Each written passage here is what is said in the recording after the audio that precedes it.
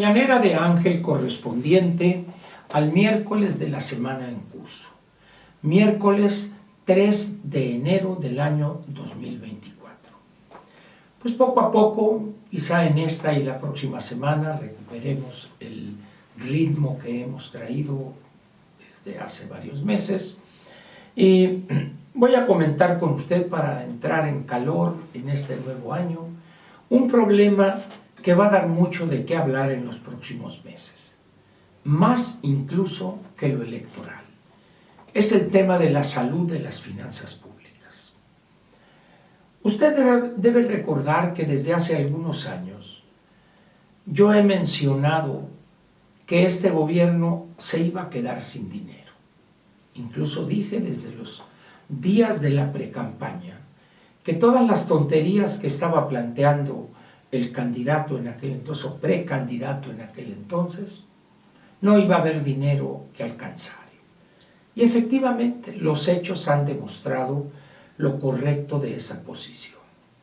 Hoy, ese faltante o esa carencia de recursos para los compromisos más elementales del Estado mexicano, no solo del gobierno, del Estado mexicano, están haciendo crisis. Para nadie es hoy un secreto la situación que enfrentan miles de empresas pequeñas y medianas y decenas de grandes empresas como consecuencia de la falta casi total de recursos o de liquidez, si usted lo prefiere, de Petróleos Mexicanos para liquidarles adeudos que en algunos casos alcanzan más de 2 años de antigüedad sin ser liquidados. Pero a eso agréguele usted la falta de recursos para cumplir con los compromisos ineludibles en materia del servicio de la deuda.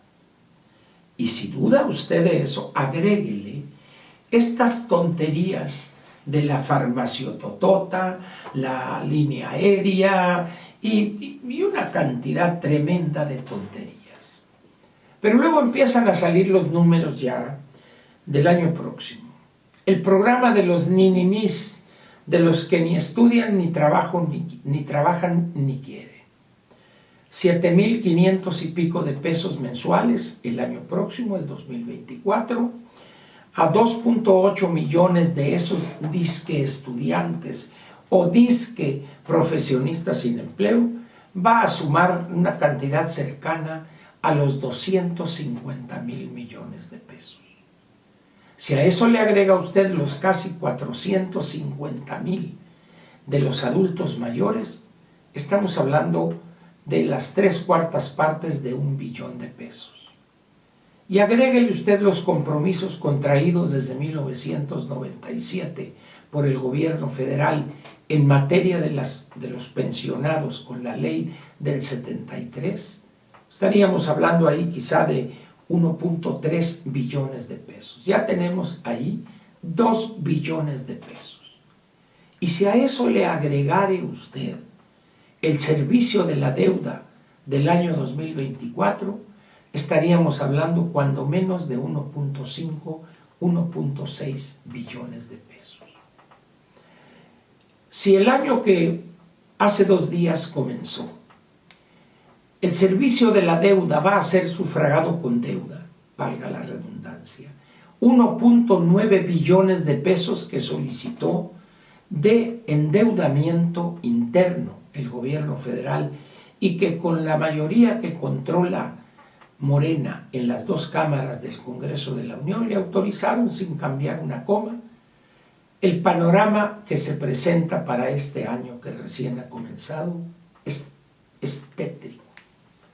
Agréguele a eso la participación del crimen organizado y el desorganizado en la designación de candidatos. Ya empezó la criba, las amenazas, las desapariciones de algunos potenciales candidatos que no se han plegado a las amenazas de la mañosada, como dirían. Va a tener usted un panorama sumamente complicado. ¿Y qué es lo que tenemos por parte del bulto? Posiciones como estas que rayan en en algo más que la locura. Cuando dice, le hablé al dueño de Imagen Televisión, a Olegario Vázquez Aldir, y al dueño de Radio Fórmula, pues como diciendo, para que corran a Ciro Gómez Leiva. Y me contestaron que Ciro es un periodista independiente. Y eso molesta al presidente. ¿Por qué? Porque para él no debe darse ese fenómeno de periodistas independientes. Y él está presionando, y no les extrañe que en los próximos meses Ciro tenga que despedirse del noticiario de Imagen TV en la noche y de su participación en Radio Fórmula por la mañana. Esa es la democracia que promueve y aplica el bulto y los suyos. Y aquí la pregunta vale la pena hacerla, porque este año, en 6 meses, habrá elecciones. Ahorita estamos a 3 de enero, a febrero, a marzo, a abril, a mayo, a junio. En 5 meses casi exactos tendremos elecciones a la presidencia de la República, a la renovación total del Congreso de la Unión, 500 nuevos diputados, o quizá algunos sean reelegidos, y 128 senadores. El corazón de la decisión de los problemas más importantes del país está en esos 3 espacios políticos: Presidencia de la República, diputados y el Senado de la República. ¿Y a quiénes van a proponer los partidos? Pues nada me gustaría más que estar equivocado, pero va a ser más de lo mismo. Cartuchos quemados en la mayor parte de los casos, jóvenes viejos ya, aun cuando tengan la piel tersa. ¿Por qué? Porque son los que han aceptado la abyección, el arrastrarse, como no pocos de los que hoy están en el Senado y en los diputados. ¿Cuánto tiempo más aguantará este país con esa forma de hacer política? Algunos dicen, Ángel, no seas catastrofista, hombre. Bueno, no soy catastrofista, pero la pregunta la dejan sin respuesta. ¿Cuánto tiempo, les repito la pregunta, piensas tú que va a aguantar México con esta forma de hacer política, con estos políticos? ¿Cuánto más? Bueno, no sé, ¿por qué no intentas elaborar un pronóstico? ¿Conoces la vida política del país? Tú mismo has sido político. Y sin embargo, la cobardía es tal que prefieren callar. Ese es otro de los grandes males de nuestro país y específicamente en la clase política. La cobardía. La falta de dignidad y valentía para decir la verdad. Hoy, si usted me preguntara cuál es la mercancía más escasa en el quehacer político del país, le diría sin vacilar: la indignidad, la cobardía, la hipocresía y el temor extremo a decir la verdad, a decir lo que uno verdaderamente piensa. Muchas cosas se están conjuntando y que vienen de lejos. Tampoco es justo, mucho menos objetivo, echar la culpa de todos los males que hoy afloran a este gobierno. Ni para eso tienen capacidad. Son destructores de lo fácil, pero lo otro no han podido hacerlo, y qué bueno. Pero esto nos viene desde los años 40, cuando menos, del siglo pasado. La corrupción, el afán de llegar a un puesto para enriquecerse a la brevedad posible y en la impunidad total, es inexplicable en políticos profesionales. Ese afán enfermizo de atesorar millones y millones de dólares, de inmediatamente el que vive en un departamento rentado a los 6 meses ya está en una residencia en las zonas más caras de la capital del país o de su estado. ¿Por qué? ¿A qué se debe eso?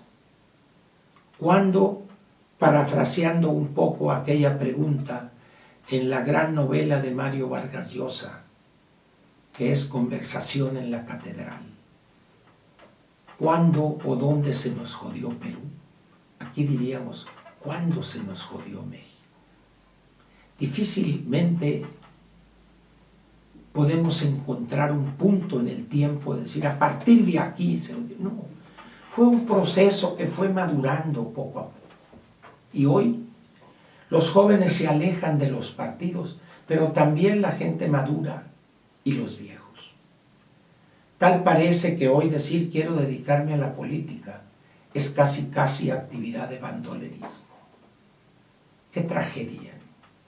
No hay país alguno que haya podido salir adelante, modernizarse, hacer valer la ley y respetar el Estado de Derecho, si no es con una clase política visionaria, profesional y con un gran amor a su país. Hoy, por desgracia, eso no lo tenemos en México. Lo vemos. Las candidatas dan pena. Alguien impensable todavía ayer, anteayer, Guadalupe Loaesa le puso una zurra a la ingeniera Gálvez. Es decir, es una tragedia lo que estamos viviendo. Y las tragedias no suelen durar toda la vida. Por eso le dejo a usted la pregunta en este tercer día del año que recién comienza.